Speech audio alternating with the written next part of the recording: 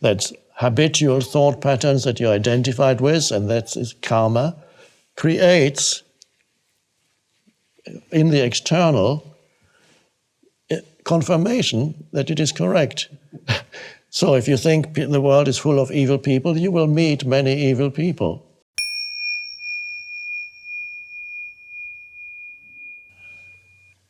Now, of course, everybody is born into a certain external environment and also is born with certain predispositions.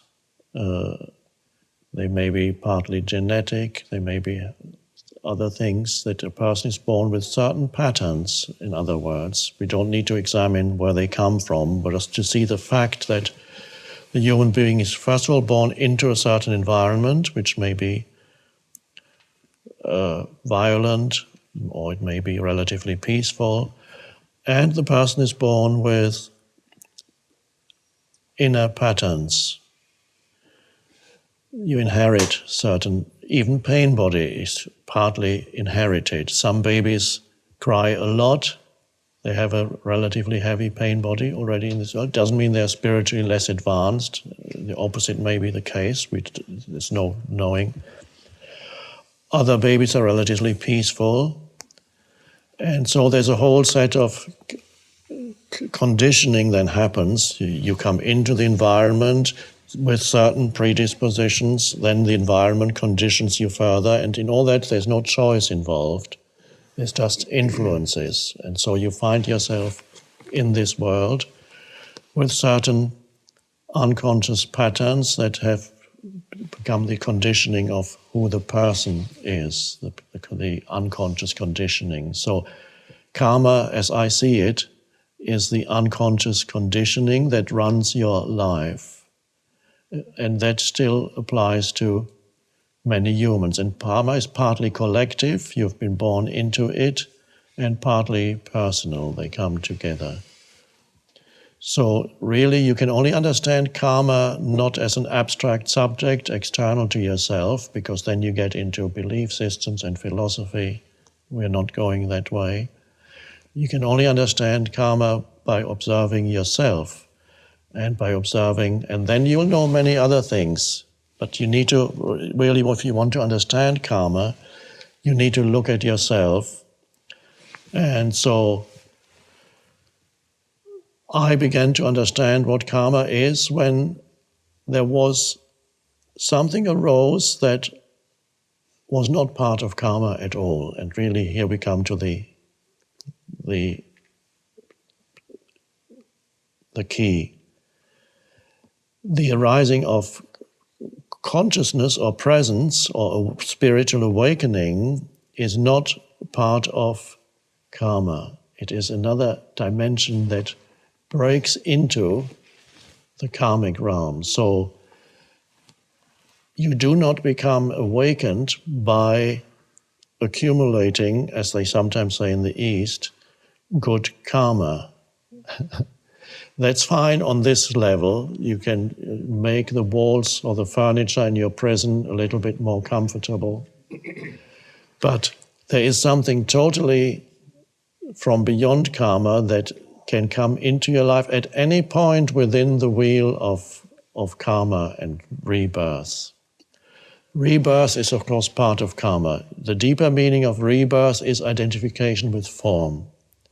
We don't need to even believe in transmigration or whatever. You can look at rebirth in your own life. Every time you identify with a thought that arises, which is form, you are born into that thought. Because you identify, your sense of self is in it. That's karma. You are reborn. Karma then is unconscious identification with these patterns that you have inherited, the conditioned.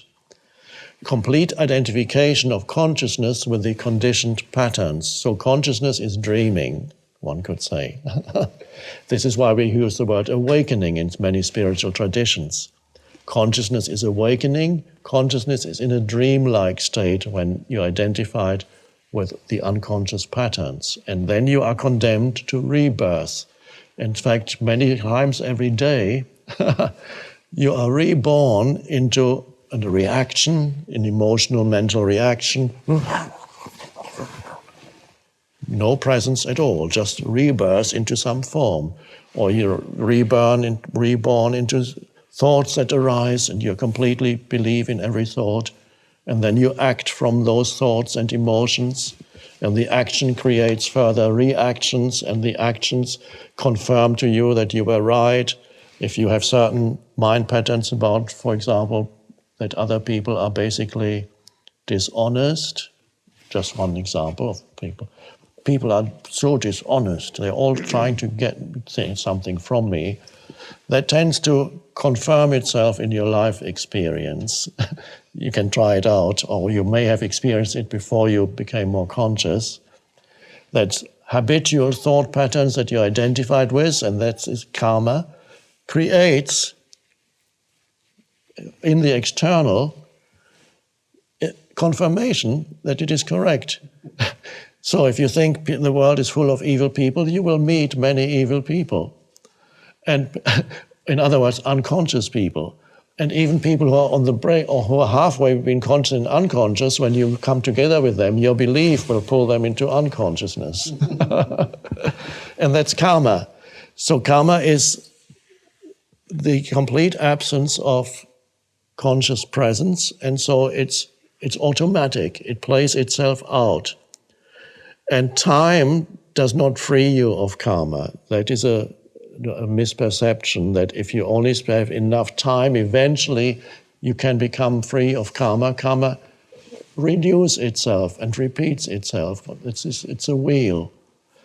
And so the only thing that can free you of karma is the arising of presence. And how is it that for some person presence arises? I cannot tell you why.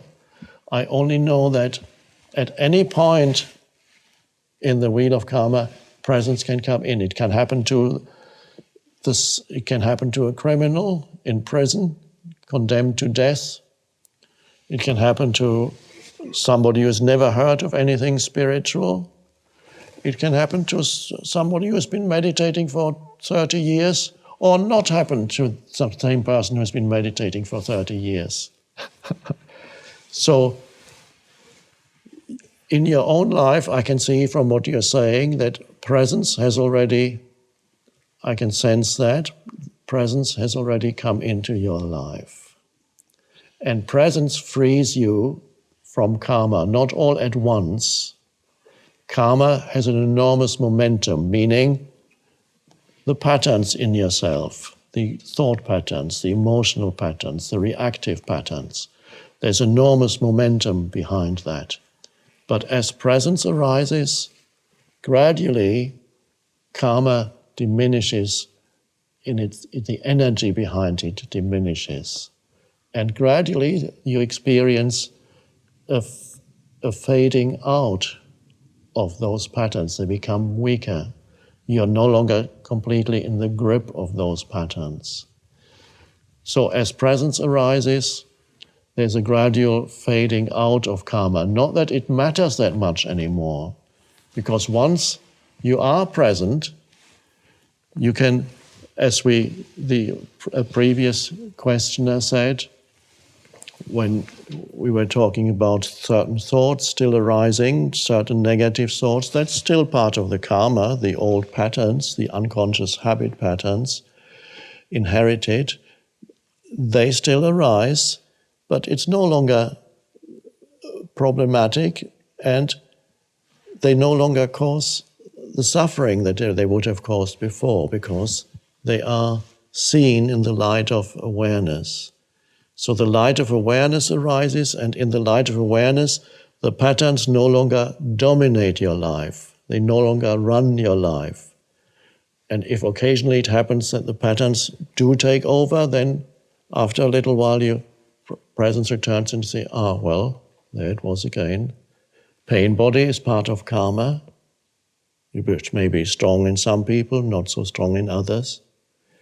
And so as presence arises, you are freed from karma.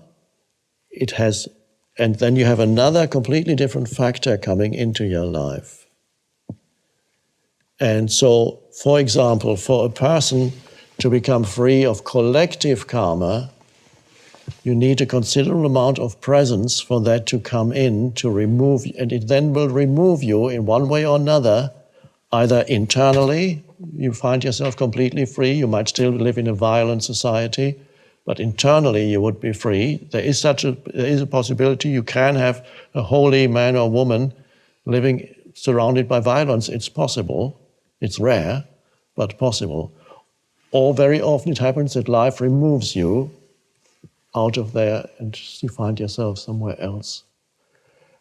So let's say vast collective karma, for example, in the case of, let's say, you have the Taliban there, you have all kinds of unconscious movements, you had Soviet communism, you had National Socialism in Germany, and for a person being born into that and not being drawn into that unconsciousness requires considerable presence. So not that many people, for example, in Germany, when Hitler came to power, not many people were able to remove themselves. Some were, some artists, some writers, they left, they could see what was happening, and they were strong enough not to be identified with the collective when there had been a tradition of obedience to authority for hundreds of years, a tradition of following your leader, and so on. To take yourself out of that, collective karma requires considerable presence, but some people had it. So it is our destiny then to go beyond karma by being the receptacles for presence. All you can do to be helpful in this world and help others is those people that you come into contact with. Everybody in this who is awakening will find that sooner or later they become a kind of teacher to others. And what a spiritual teacher does, the teacher points out the possibility of awakening out of identification with unconscious patterns, which means the spiritual teacher teaches you to go beyond karma. And so that is your function, and will become increasingly, you will find in your life, whether you become a formal teacher or an informal teacher. Formal meaning that you say, okay, I'm giving a talk, or somebody invites you and you give a talk, that becomes formal teaching. For many years before this, I became a formal teacher. I mean, it's not my identity, it's just a functional thing. It would be terrible if I saw myself as a teacher. Any identity is an illusion. Any form identity is an illusion. So, but as a functional thing, I'm saying you become for several years, the teaching happened informally, on park benches at first, then in people's living rooms, then in little groups, and so gradually it grows. And some people will continue to teach informally, so people you come into contact with, more and more people are ready for spiritual awakening. Which means spiritual awakening and stepping out of karma is the same thing. And so many people will be drawn to you.